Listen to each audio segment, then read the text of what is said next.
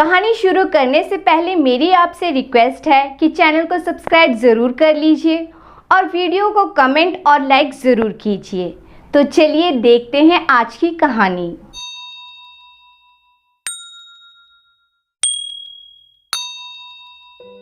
एक चोर था। वह अपनी पत्नी के साथ एक छोटे से कस्बे में रहता था। उसकी पत्नी बहुत ही नेक दिल इंसान थी। वह चोर को कहती थी कि चोरी का धंधा छोड़ दो। चोर कहता था, जब तक मुझे कोई काम नहीं मिलेगा मैं चोरी करना नहीं छोड़ सकता, क्योंकि मैं पढ़ा लिखा नहीं हूँ। मेरा बेटा होता तो मैं उसे पढ़ाता लिखाता।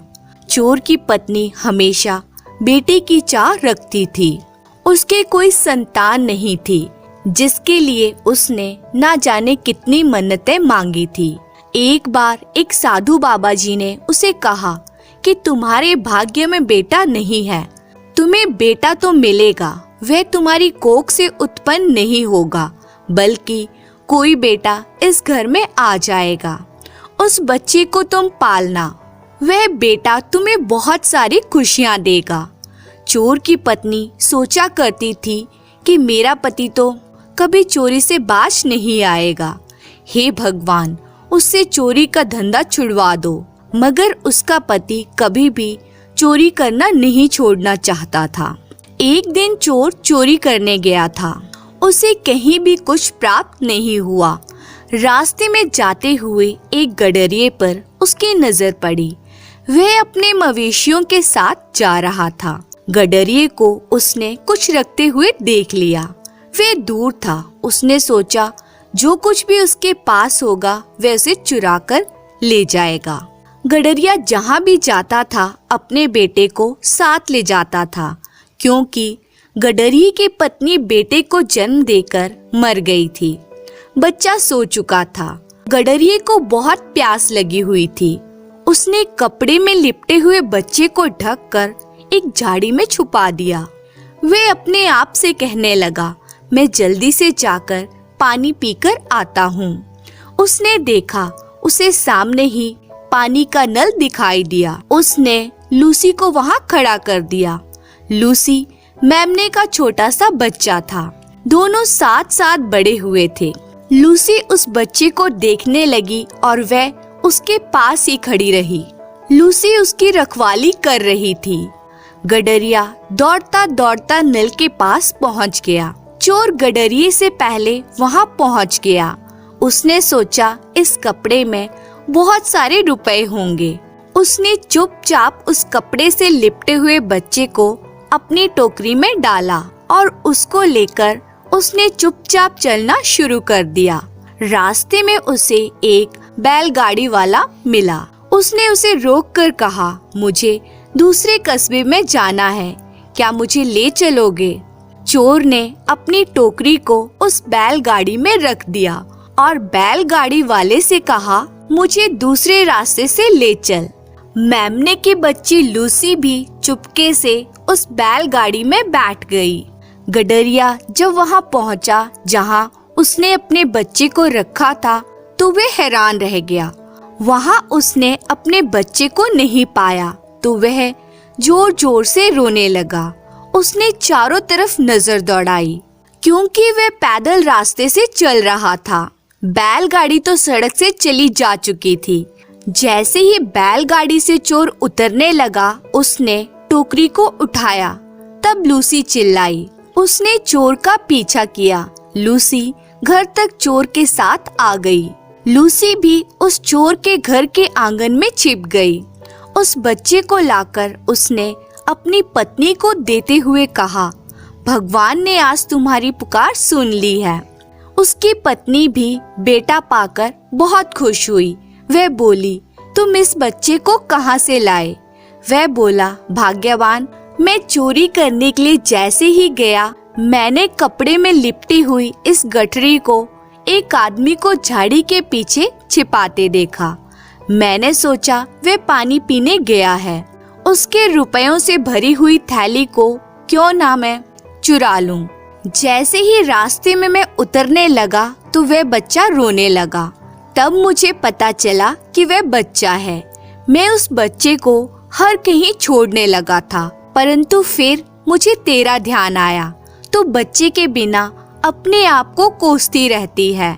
आज से ये तेरा बेटा होगा, हम इसका नाम रखेंगे गोपाल। हो सकता है जब ये बेटा बड़ा होकर कमाने लगे तो मैं चोरी करना छोड़ दूं। वे बच्चा रोने लग गया। वे चुप ही नहीं हो रहा था। उन्होंने उस बच्चे को पालने में रख दिया।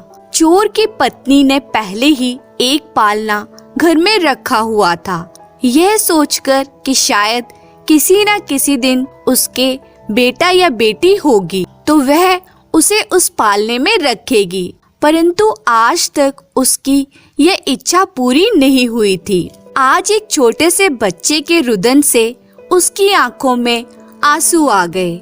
उसने उस बच्चे को पालने में रखा, परंतु फिर भी वह रोती रही।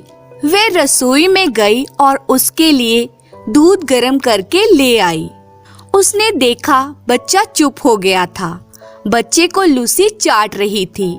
लूसी भी उस बच्चे के साथ खेल रही थी। बच्चा भी हंस रहा था। चोर की पत्नी यह दृश्य देखकर आश्चर्यचकित रह गई। उसने चोर को बताया कि यह मेमने की बच्ची उस बच्चे को चाट रही थी। चोर बोला, शायद मेमने की बच्ची इस बच्चे को पहले से पहचानती हो। मैंने उसे जिस जगह से उठाया था वह भी वहीं टहल रही थी, लेकिन वह एक छोटा सा मेमने का बच्चा ही था। चोर की पत्नी समझ चुकी थी कि यह मेमना उसके परिवार का ही है। उसने लूसी को भी अपने घर रख लिया। कई सालों बाद चोर की मृत्यु हो चुकी थी और उसका बेटा गोपाल अब बड़ा हो चुका था। वह भी अपने पिता की तरह अब चोरी करता था। चोरी करके अपनी माँ का पेट भरता था। एक दिन वह चोरी करने गया हुआ था। शाम तक उसे कुछ नहीं मिला। उसे एक घर दिखाई दिया। उसमें वह घुस गया। वहाँ पर अंदर जाकर चारों तरफ चोरी करने के लिए कुछ ढूंढने लगा।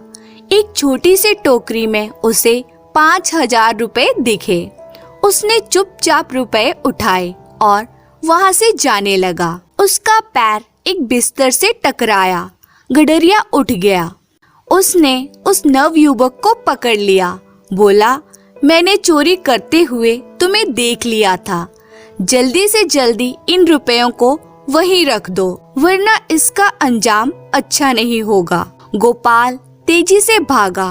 वह बहुत तेज भाग रहा था। गडरिये ने उसको पकड़ लिया। गडरिया चोर के हाथ पांव बांधकर उसे राजा के पास ले गया और बोला, महाराज, इस व्यक्ति ने मेरे घर चोरी की है। इसने मेरे 5,000 रुपए चुरा लिए हैं। ना जाने कितने दिनों से मैं रुपए इकट्ठे कर रहा था ताकि मुसीबत के समय मेरे काम आ सके। मैंने एक छोटी सी टोकरी में इन रुपयों को रखा था और इस चोर ने आकर मेरे सारे रुपए चुरा लिए। आप इसको कड़ी से कड़ी सजा दें। राजा ने अपने मंत्रियों से अच्छे ढंग से छानबीन करवाई। तब उसने पाया कि उस चोर ने सचमुच ही रुपए चुराए थे। राजा ने अपने मंत्रियों को आदेश दिया कि इस चोर के घर का पता लगाओ। इसके घर में कौन कौन रहता है। मंत्रियों ने चोर के घर जाकर देखा। वहाँ पर चोर की माँ थी और कोई नहीं था। चोर की माँ को मंत्री ने कहा, तुम्हारे बेटे ने चोरी की है। उसको राजा ने अपने महल में कैद कर लिया है। गोपाल की माँ यह सुनकर रोने लगी और बोली, कृपया करके मेरे बेटे को छोड़ दो। वे मंत्री के पीछे पीछे आ गई। राजा ने गोपाल को कैद कर लिया था। गोपाल रोते हुए माँ से बोला, माँ, चिंता मत करो, मैं जल्द ही यहाँ से निकल जाऊंगा। राजा ने चोर को फांसी की सजा सुना दी। राजा झूठ बोलने वालों को कभी माफ नहीं करता था। गडरिये ने कहा, ठीक है, इसे सजा तो मिलकर ही रहेगी। राजा ने गोपाल को बुलाया और उससे पूछा, तुम्हारी कोई आखिरी इच्छा है तो बता दो। चोर बोला, जब तक मेरे दोस्त मेमने को मेरे सामने नहीं लाओगे तब तक मैं कुछ नहीं खाऊंगा। पहले मुझे मेरे दोस्त से मिलने दो, फिर मुझे मार देना। गोपाल की माँ राजा से फरियाद कर रही थी कि इसे छोड़ दो।